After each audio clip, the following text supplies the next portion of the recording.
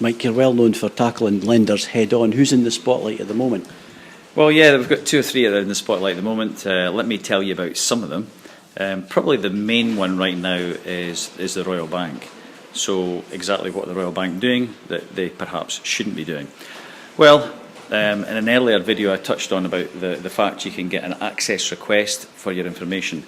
Now, all banks seem to understand this perfectly well apart from the Royal. So to be able to do this effectively, one full subject to access request notice, one payment for £10, and you recover not all the paperwork, well, not only all the paperwork, but all what would be known as structured data, so everything else. So this is could potentially be microfiche records, it could be computer records, and that's what the Act covers, specifically all these things. With the Royal Bank, what they've really admitted that they've done is from around February 2014, incredibly, they actually disbanded their full subject access request team. So that team has been disbanded. It would have been a substantial team to be able to provide all the information, which I say in some cases can be several inches deep. So now you've got this very fragmented way of doing it, where they ask CMCs who want to do it properly to provide an access request notice for each product, be it a credit card, be it personal loans from retail banking, or be it mortgages from the mortgage department. You then get this information. Regretfully, it's invariably wrong.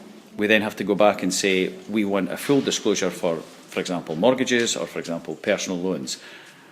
It's a very long, drawn-out process. It should take 40 days under the Data Protection Act 1998, and it just doesn't do that. So you've got other claims management companies are absolutely relying on this information that they receive from the bank as a Bible as to how to put a claim in or what claims they can put claims in for. And just to give you an example of some of the recent disasters that we've had, we have one there recently where we've asked about mortgage cover, to be told no, nothing.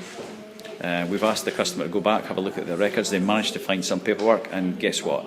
£3,500 of mortgage cover. So basically, just is it a slip up by the bank? Is it maladministration, or is it just a downright lie?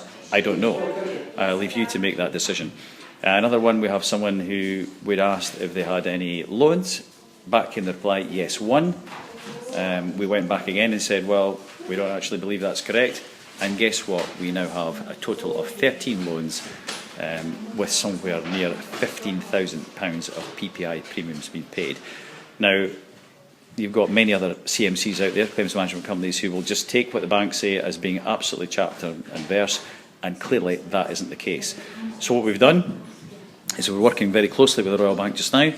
We're also working and reporting breaches to the FCA, and also we have reported breaches to the Information Commissioner's Office, and also we're in discussions as well, hoping to arrange a meeting with George Kirwan, who is the Scottish MP that sits on the Treasury Select Committee. We've already passed the information to him.